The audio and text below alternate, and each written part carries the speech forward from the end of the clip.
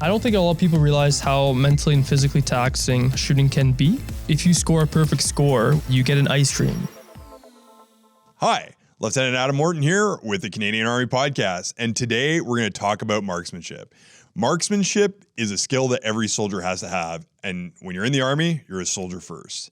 The Canadian Armed Forces Small Arms Concentration, or CAFSAC for short, is where shooters from across the country and even internationally come together, shoot together, and learn how to be the best marksman they can be. The event usually happens every September, but this year it's been postponed until 2021. Organizers can use this extra planning time to make the event even more operationally oriented, a direction it's been heading for the past few years. Here to talk about marksmanship, CAFSAC, and how soldiers can maximize their skills is Corporal Matt Valcour from the Governor General's Foot Guards in Ottawa. Hey, Matt. How's it going, sir? Great. So you have a lot of experience in the marksmanship world. You have 6 national pistol championships under your belt. You ranked top 10 in rifle for 5 years at CAFSAC, pistol and rifle combined, 3-time winner. And you competed and won in a bunch of countries, US, UK, Australia. You've coached the 4-div P-Res shooting team at CAFSAC in 2017, and you've helped coach in a bunch of different environments. How did you get started in marksmanship?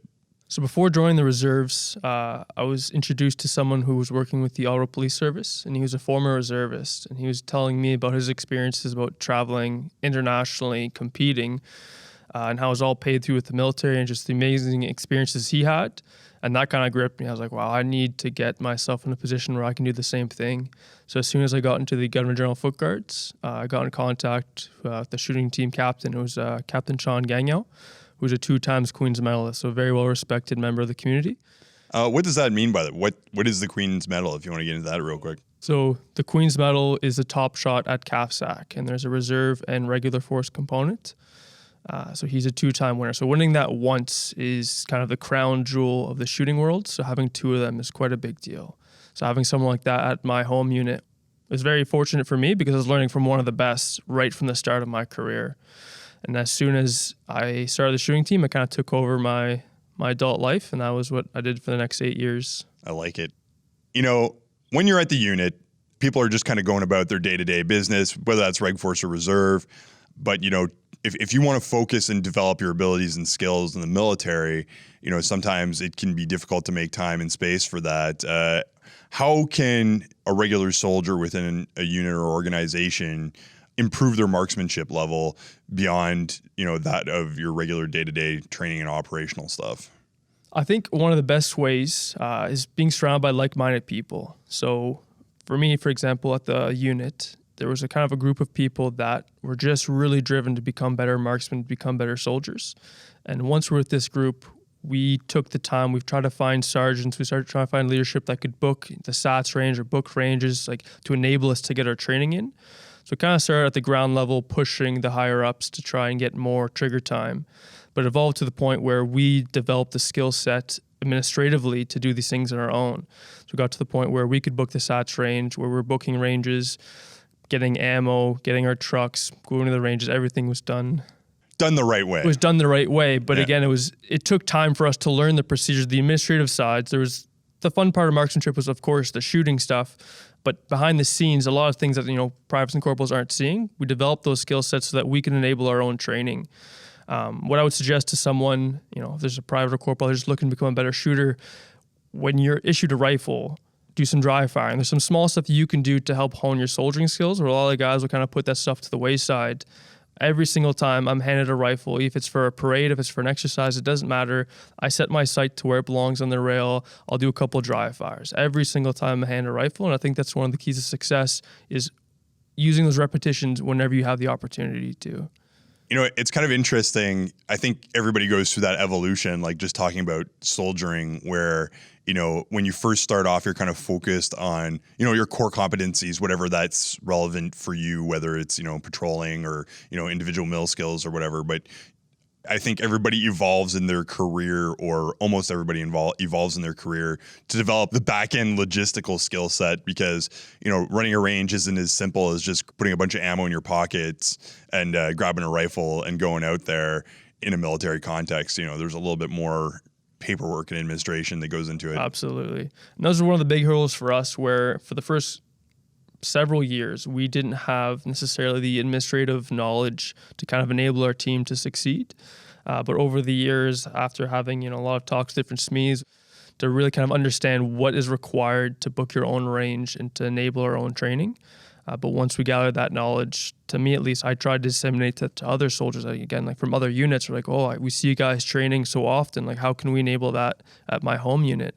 So I was always willing to try and share the information so others could also participate in their own training. Yeah, of course. And so we've been talking about CAFSAC. What role does that play in kind of developing the spirit of marksmanship within the Army? So the idea behind CAFSAC is to gather the best or high-level shooters in one area from across Canada, from different countries, to compete, but also to learn from one another, which is a huge aspect of it, and then to return to your home unit and to disseminate that information. I've been very fortunate with the Gunner General Foot Guards, where that dissemination part, which is often missed, has been actually enabled and thrived. So I go to CAFSAC, I learn from British shooters, American shooters, Canadian shooters. I learn these new cool tips and tricks, this new method, shooting kneeling, for example. Then I go back to the home unit, where we had every Wednesday night, we had the SATS trainer available. The SATS trainer, for those who don't know, is a small arms trainer. It's electronic, so there's no actual ammunition. It's basically like a video game, but with you're handling a real C7. So we'd have that every Wednesday night, and it was open to anyone in the rifle company. So the quote-unquote SMEs from CAFSAC would go disseminate the information that they learned to everyone in the rifle company. And I'm very proud to say that over the course of 7 years, every single person that came out on those Wednesday nights consistently scored marksmanship on the PWT3. So we took it quite seriously. And I think that's something that maybe there's some other units could definitely learn from, where they send the shooters to CAFSAC, but once they return back to their home units, they get kind of pushed to the wayside. Oh, you're a corporal. Oh, you're so-and-so, go off to the side. But we've been quite fortunate where, we're doing a pistol lecture tonight. Corporal Fortin is a great pistol shot. Would you mind actually coming up next to the sergeant and you guys can teach this lecture together? We've been very fortunate, again, at the Gunner General Foot Guards to have been able to disseminate everything that we've been learning over the years. It's interesting you mentioned the SATS range, and depending on where you sit within the organization and stuff that you've done, people have strong opinions of the value of electronic/dry firing training versus actual range time. Can you maybe talk a little bit more about the use of electronic and dry firing versus range time in a good training program? Yeah, I think the SATS has its limitations, but it is an amazing tool. To me, it's essentially advanced dry firing. But objectively, if I was to take a junior shooter, someone with no experience, and spend several hours in the SATS and then take him out to the range, that person will be far more prepared for the live shoot having spent that time in the SATS. If you had to choose between shooting at a SATS or shooting live, of course, I'll pick live every time. But the reality is there are constraints, time, ammunition, all these different things. But the SATS are readily available. They've already been purchased. Most of the time, they're sitting there collecting dust. So it's an amazing tool for a very low cost. Well, front heavy cost, but once you have it, it's there. And again, like I was saying earlier, we use it every single Wednesday. If it was up to me, I'd be using it 2 or 3 times a week if I could. It is absolutely an underutilized tool. And when you connect that to the discussion on kind of the back end work of, transporting people out to the range, organizing all of that, if you already have a ready-made built-in solution, it's not equivalent in terms of live firing. But if you can just grab 20 people and go in and do some couple hours of training, then you're still getting something out of it. It might not be the perfect solution, but you're doing something. Exactly. So competition shooting, people have different opinions on that, but there's been some perception that we're kind of training people to be quote unquote belly shooters or, non-operational shooters versus kind of the dynamic environment of a combat situation. What role do you think CAFSAC plays in the development of the marksmanship mentality? So to answer your question about the belly shooting, I think that's a little bit more of the old style Civ SAC even before then.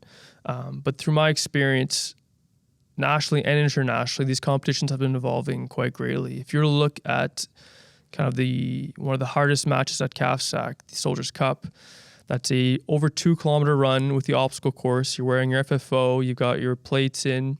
Once you've done the run, you arrive at the 500 meter point, I believe you start, and you do a 500 meter section attack. So to me, being a soldier, the 3 core skills is move, shoot, communicate.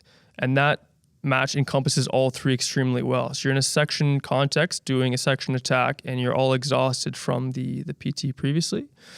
But this isn't just that one match. If you look at a regular rifle match, a lot of it involves move, shoot, communicate, which are, again, those are the core skills that we're trying to reinforce. When you go in on a Tuesday night, if a Reg Force guy, you go on an exercise, these are the things you're trying to develop. But the marksmanship training, it's not just marksmanship. You really are developing the core soldier skills. And then when under stress, you can fall back on those fundamentals that you've been building over the years. I think a great example of something that I learned at CAFSAC and carried over on exercise was a field expedient sighter. Are you familiar with that? No. So a field expedient sighter is where you're shooting and you have the backstop, which is where the rounds are caught in the dirt, and you look for a defined point within the dirt. So either a clump of dirt, a little piece of grass or something, and you shoot at it. And it's a way to rough zero your rifle. So my point of aim becomes my point of impact. So this is a skill that I learned at CAFSAC, where if my sight explodes, if a piece of my kit happens during the match, I can then zero my rifle on the go. So flash forward to this exercise. We're doing a defensive exercise, and we're shooting at Lockheed Martin targets, the ones that pop up and down once they've been fired. We've all been handed rifles that aren't zeroed, and I'm on the second group of people to shoot. The first group of people, no one's hitting anything because, again, these rifles aren't zeroed. Zeroed meaning, again, point of aim, point of impact. I go up, I notice I'm not hitting anything, so I find a clump of dirt way off in the distance, and I manipulate my sight, zero it, and then I start picking off the Lockheed Martins. And afterwards, I'm getting off the line, and the sergeant's like, and I'll never forget this, the sergeant's like, Corporal Valcour, you're pretty lucky your sight was on. And in my head, I just kind of laughed, but I was like, well, no. I didn't say it to him, but in my head, like, no, I did the work because, again, that was an amazing skill that I had learned through CAFSAC. So again, these are those small tips and tricks, like the ways to the way to best set up your tack vest, the way to best set up your rifle, the constraints that we're given our equipment. We're pushing the envelope on all the edges and all the methods that we possibly can to, again, we're competing. But when I see, why is that guy shooting kneeling that way? That's a really cool way of shooting. I go over and I'm like, hey, can you teach me the way you're shooting kneeling? Like, that's a much more efficient way than I'm doing it. You're kind of fostering that learning environment. So you had an interesting theme there, which is really what you're doing is when you're shooting, you're kind of concentrating, maybe not specifically on the score, but that's the end game. And so you're looking at, in kind of an environment that only focuses on that, you're developing skills that enable you to kind of troubleshoot problems on the fly to ensure maximum performance. And then that troubleshooting capability kind of carries over into your regular soldier skills.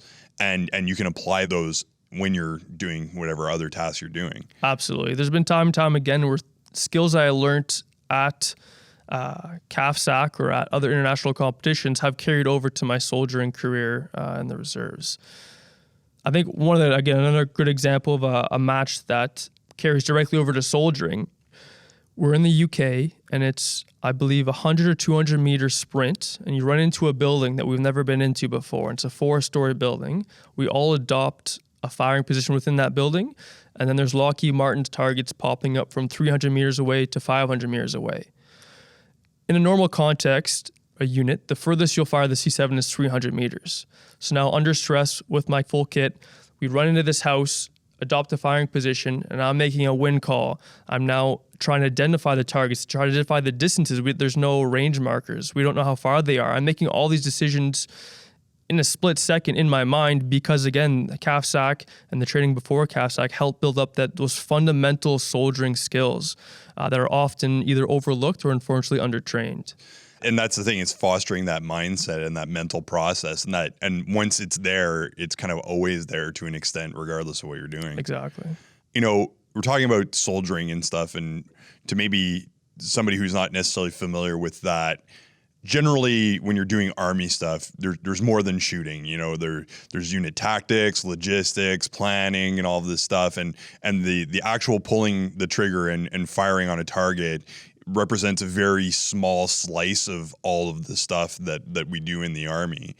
And your average new soldier's getting pulled in a lot of different directions with trying to train for patrolling and remaining physically fit and understanding, some of the administration piece and all of that stuff.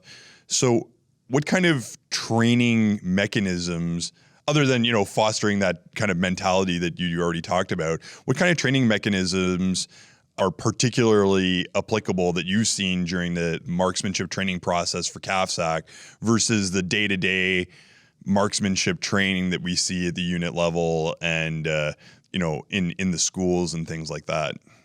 Like, what can we do better? Okay. The biggest difference between a CAFSAC training range or a unit range, if we're going to take those as the two comparison, I would say is the preparedness, the efficiency of the ranges, the maximum use of resources, and I'm going to kind of dive into that. So to me, the preparedness, or let's just look at it side by side. So let's say you're going to your unit PWT3 range. What ends up happening is you get off the bus, you get to the range, you do your TOATs, and then you're going to get your range brief. Afterward, let's say today there's 50 shooters on the range, and everyone's been there. It might take anywhere from 8 hours to 12 hours to get these 50 people qualified on PWT3. You do your 20 rounds at 100 meters for your sighters, and then you go back, you shoot your 49 rounds for your test, your PWT3, and then you're done. As soon as you're done, you don't get to see your targets. Hopefully someone at the end of the day will say, hey, Corporal so-and-so, you scored X. Corporal so-and-so, you scored Y. You may or may not actually get that information. So over the course of, let's say, an 8-hour day, the shooters fired 69 rounds and had very little training value. Was their wind call correct? Were they hitting high? Were they hitting low? There hasn't been much coaching. It's been a check in the box. Then if you take that exact same amount of ammunition and exact same day at a shooting team range, what would end up happening, same start, where you do your TOATs, you get your range safety brief. The efficiency of this range is amazing, is maybe the best word, where time on trigger and time learning is maximized. So they're going to have a different relay system than what you've normally seen on a PWT3 range, where as soon as you're done firing, you go down to the butts and you get to see every single shot that you made. You get to pull your little notepad. You get to see, okay, I made this one call incorrectly at 300 meters. There's going to have a couple coaches down there. They're going to give you that coaching. So you're going to learn from the experience that you just went through. And again, it's the same day with the same amount of ammunition. It's just the mindset's a little bit different. And what you end up seeing is that the CAFSAC style ranges end up running much more quickly. So we could do a PWT3 with those same 50 people in 2 hours and get more training value out of it. But again, it's just that efficiency. So I guess I've kind of identified a problem, but the solution to that, to me, is often you'll have a young officer in charge of the range. So what you could do is have him or her paired with a young corporal or someone that has experience in the competitive shooting world, just to kind of help run the range. So again, if we were to pull back to my experience at my home unit, what ends up happening is to say, hey, Corporal Fortin, you've got quite a bit of experience. Would you mind helping this junior officer run the range? So again, the officer is doing the the administration. So you're doing the administrator of the range, but Corporal Fortin is now helping with the efficiency of the range to make sure that you're not just firing rounds to fire rounds, you're firing rounds to be a training environment. So you can actually learn from your mistakes and you can kind of feast on your successes. So just a small change that can easily happen that makes a world of difference. When you're working in these environments, whether it's CAFSAC and you're doing competition shooting or on a conventional unit range, there's a lot of work that goes into it, getting things ready, getting your gear ready to go. If you're in competition, you're thinking competition and performance. If you're on a conventional range, then you're also perhaps concerned about doing your best. And there's a whole bunch of other tasks going on. It's a pretty demanding environment. And it's all very serious, heavy Army stuff. How do you stay, relaxed and loose in the face of these pretty intense situations? Yeah, I don't think a lot of people realize how mentally and physically taxing shooting can be. So one of the things that I was introduced to when I joined my team was if you score a perfect score, which is 50 out of 50, you get an ice cream. And under no circumstances can you have ice cream unless you shoot a perfect score.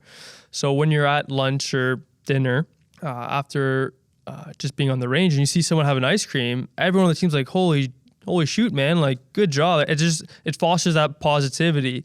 And another thing is that we've always preached that you're not shooting against the other shooters. The reality is, if I shoot my absolute best and I come in dead last, I've shot my best. I can't control what other shooters are doing. So that's something we try to foster in our team as well, where you're shooting against yourself. So just because, Corporal so-and-so fired 20 points higher than you, that's not in your control. You do your absolute best that day, and that's one of our tools to try to keep morale high, is that you're kind of the bus driver of your own shooting journey. I like that. That sounds good. So, do you have any closing points before we wrap this thing up? Yeah, I think I just want to say that I'm very fortunate to have had a long and relatively successful shooting career, and a big part of that has been the kind of the behind the scenes work on people who administrate CAFSAC. Through that, it's allowed me to travel internationally, to go back to my unit as a relative SME and to help disseminate information. But again, if it wasn't for CAFSAC, there's no way my career would be where it is today. So I'm definitely just feeling very grateful. Well, thanks a lot, Corporal Valcour. Really appreciate you taking the time to talk to us about this stuff. For those listening at home, don't forget to subscribe. Give us your ideas either through the email address on the podcast notes, on the Canadian Army social media platforms such as Facebook, Instagram, Twitter, and YouTube. Thanks again. Thanks for having me, sir. Stay frosty. Welcome to the after credits scene where we discuss acronyms. Cue classical music. TOATs. Test of elementary training. PWT3. Personal weapons test, level 3. NCOs. Non-commissioned officers. CAFSAC. Canadian Armed Forces Small Arms Concentration. SME. Subject Matter Expert. Thanks for listening.